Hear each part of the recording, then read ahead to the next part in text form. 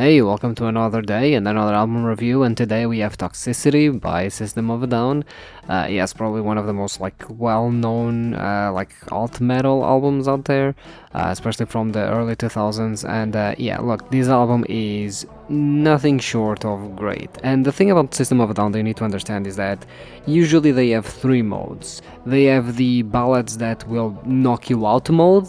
They'll have the pretty aggressive, however pretty good, songs, and they were definitely on drugs when they made this, because yeah, basically those are the three System of a Down modes. All of them are pretty good, I would say, actually. But yes, System of a Down is actually really interesting because they bring an energy that not a lot of bands were bringing back then, and even then, like, the energy they bring is, to me, more accessible because it's more on the rock side of things rather than metal side of things, and they definitely have, for example, way more harmonies and melodies going on rather than, for example, Slipknot. Slipknot is very energetic, even from the era, like from the 2000s, early 2000s.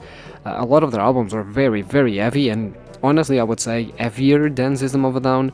However, it's not the same as, System of a Down just make everything sound much more interesting, much more theatrical, especially. System of a Down are very theatrical, which is very interesting to see how, heavy the album is, especially with all of the distorted guitars and everything. And yet, it sounds really good. It sounds really theatrical. This obviously is also helped by Serge's voice and the way he sings, and obviously them being American Armenian, I think.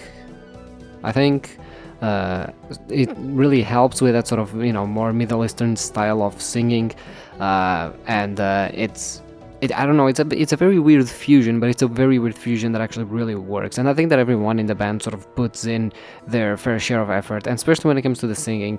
By far, I think the best thing that happens with System of a Down is the dynamic between the Serge, the vocalist, and Darren, the guitarist of the band, because both of them sort of sing. Serge sings more, sure, but both of them sing, and they sort of contrast with each other, especially because Darren does a lot of backing vocals, and there's a lot of the more, I guess, higher pitch stuff that Serge doesn't, and it sounds really theatrical, but it sounds really good and gives a lot of depthness, and it's a really cool dynamic to have within the album.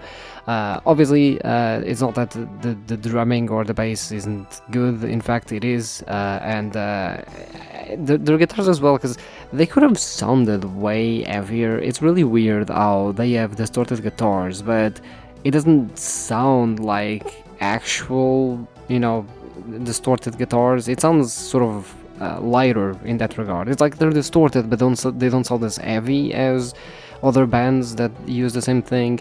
So it's a bit like weird, definitely, but it strangely works. It's a very foreigner sound for sure when you first listen to System of a Down, but it works very well. It's sort of this weird fusion that really works. As for Toxicity, this is an album that I actually enjoyed a lot. I think this was one of the first few albums I've ever heard in my life, because I didn't used to listen to albums. I would listen to the radio as with everyone else, but yeah, this was one of the first albums that I was like, actually, I want to put it on and just actually go through it and listen and see how the album actually is. Ironically, the album is actually shorter than what I remembered. I remember it being way longer and having way more songs. It has 14 songs, and I remember it being way longer. However, it's full of bangers. I don't think there's a single song here that I go, yeah, I don't like it. I think pretty much every single song I like. And then again, the funny thing is you sort of have the contrast between the three System of a Down modes. You have songs like Dear Dance, for example, which are quite heavy when it comes to the lyrics and the commentary that they're providing. Like, it's not every band that throws lines about pushing little children with semi-automatics. It's a pretty hardcore line, and obviously not every band would sort of have that sort of take, right? But then funnily enough, you have songs like Bounce or songs like Shimmy, which is, that's what when I said that they were on drugs. Yeah, these are the least serious songs on the album, because System of a Down sometimes just wants to have fun. Ironically, they sound, in my opinion, even heavier than the other songs that are more serious. But yeah, they're not that serious, and they're definitely more on the joking side and more on the yeah, we kind of just want to have fun rather than actually having good commentary or whatever, right? Because obviously, Dear Dance is good commentary, Prison Song is good commentary, and then you have the, I guess, classics of the album like Chop Suey or Toxicity, the self-titled, and then we have Aerials, which, look, Aerials is to this day still a pretty amazing song, and I think that it does show. I think Aerials is probably one of the best songs when it comes to.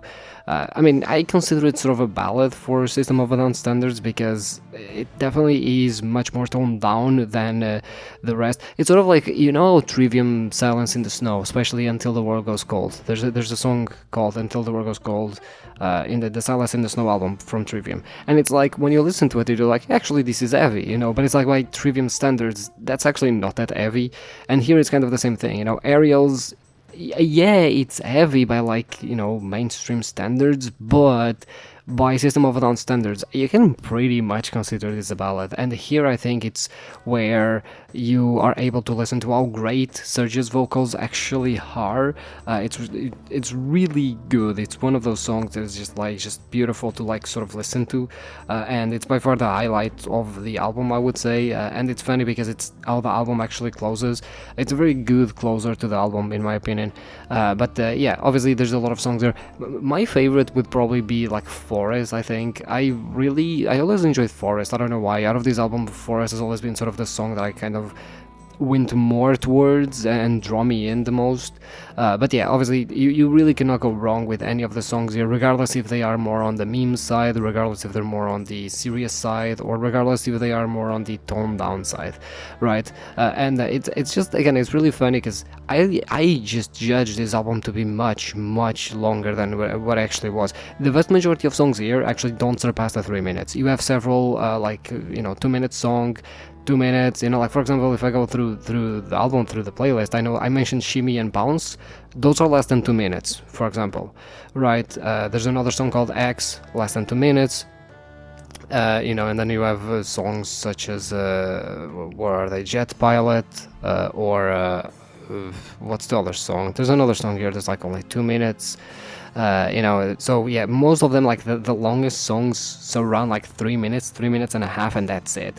The two outliers to that are Aerials and Forest, which clock in at 4 minutes.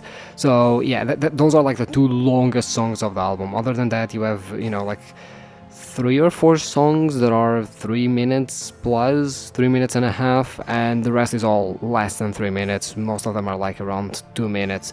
So it's a very short album, despite, and even then, the amount of songs, it has 14 songs, which seems like a lot, but honestly, it's not even that much, right? So I was actually really surprised with how short the entire experience felt, but it's sort of one of those.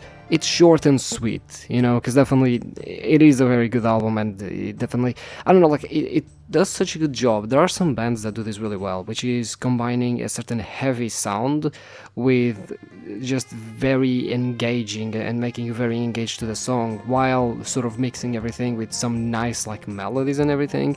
I think Rage Against the Machine does this very well, for example, which is sort of this punk perspective on trying to, at least when it comes to the energy side of things, trying to be more punk, but at the same time, you actually know how to play instruments and you actually know what you're doing, and as a result, overall, the entire thing here is just theatrical. That's the best way I can describe this album. It's super theatrical, but it's you, instead of hiring an orchestra, you hire the metal band. Oops, sucks, but actually it turned out to be fucking amazing. It actually turned out to be really fucking good. So yeah, honestly, another thing that actually I just remembered is how well the album actually holds up time-wise. For an album that was released in 2005, I want to say, let me actually check that information. 2001, okay, I was wrong by 4 years. 2001's. Yeah, honestly, for an album that was released almost 25 years ago, I'm gonna be honest, it's aged incredibly well.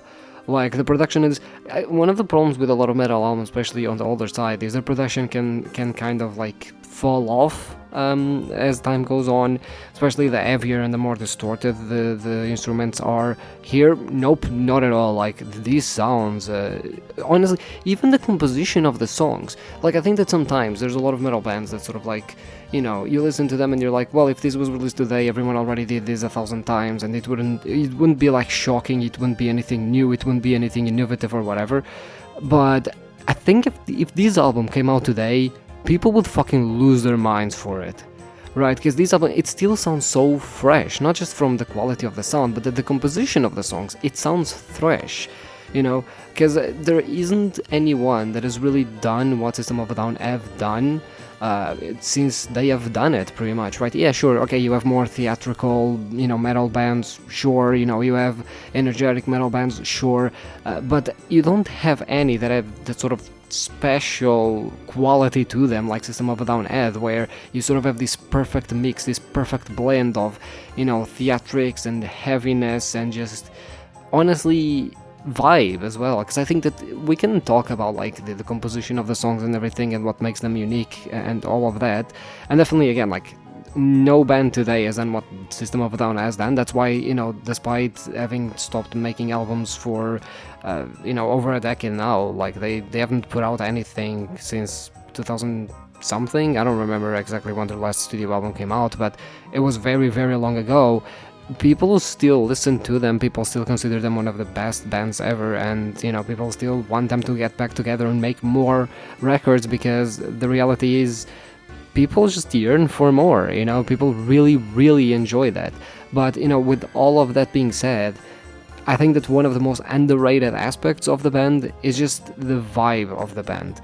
Like, again, I think it's easy for a lot of bands to make these more, you know, I guess engaging, or at least, you know, more especially political, or I guess human sort of centric type, you know, songs like System of a Down did. Again, like, you know, Dear Dance talking about, you know, oppression, or, you know, Prison Song talking about, you know, the prison system in the US or whatever, right? Like a lot of bands can do that, and a lot of bands can also be theatrical, but they don't do it as well as System of a Down does, because System of a Down can go from a song like that is heavy, right, to then just talk about how much bigger their dick is compared to you.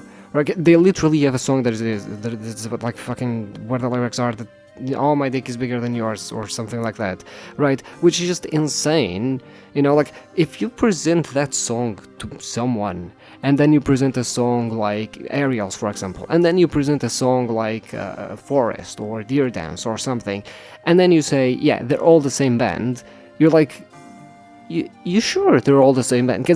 And this doesn't even happen in different albums. Like, this happens in the same album. Like, in the same album, you have songs that are pretty heavy, that are, you know, very heavy on commentary, very, very heavy-handed on commentary, very, very, you know, explicit commentary, right? And then you have, like, sort of ballads, and then you have just songs where they absolutely fuck around, you know, all in the same album, sometimes back-to-back, and you're just sitting there like, what? You know, and that quality of them just sort of, you know, you being able to vibe to any song they make and be able to understand it to that degree, regardless if they are making a different type of song than they just, you know, of what you just heard, that to me is what sets them apart, and why they're not exactly reproducible, and why exactly no one has been able to reproduce them. Because I think that you need to be very genuine, and you need to be very authentic in order to be able to pull that shit off, right? Because in a way, I think that a lot of bands are too clean in that regard, right? Because it's very hard to pull off, you know, you just having such wildly different songs in an album and people respecting you for it, right? Because, like, if System of a Down was purely a commentary type, you know, social commentary band, where they mostly just talked about, you know, the topics of oppression and freedom and stuff like that, you know, or as, you know, the intro of this album, the prison, it literally called Prison Song, talking about, you know, the US prison system, right? I think they would have been, like, very successful at it, right? If they decided to go more for the theatrical songs, more the ballads, you know, like Aerials, or Question from another album, for example, Spiders. again, I think they would have been incredibly successful.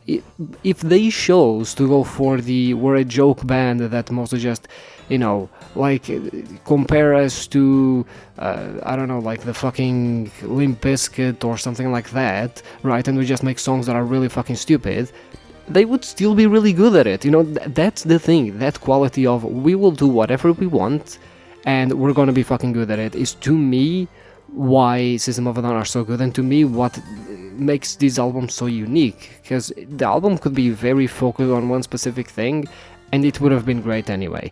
And honestly, because I haven't listened to System of a Down in a very, very, very long time at this point, like at least a few years, and it's actually like impressive how well this album holds up. And honestly, in terms of my vibe meter, like, I mean, look, 10 out of 10. It's a 10 out of 10. That's what I'm feeling. I kind of forgot how great this album. I just wish that maybe the album would be a bit longer or the songs would be a bit longer. But honestly, that's kind of a, non-issue. The songs that are here, the way they sound and everything, easily 10 out of 10. But yeah, I'll see you tomorrow.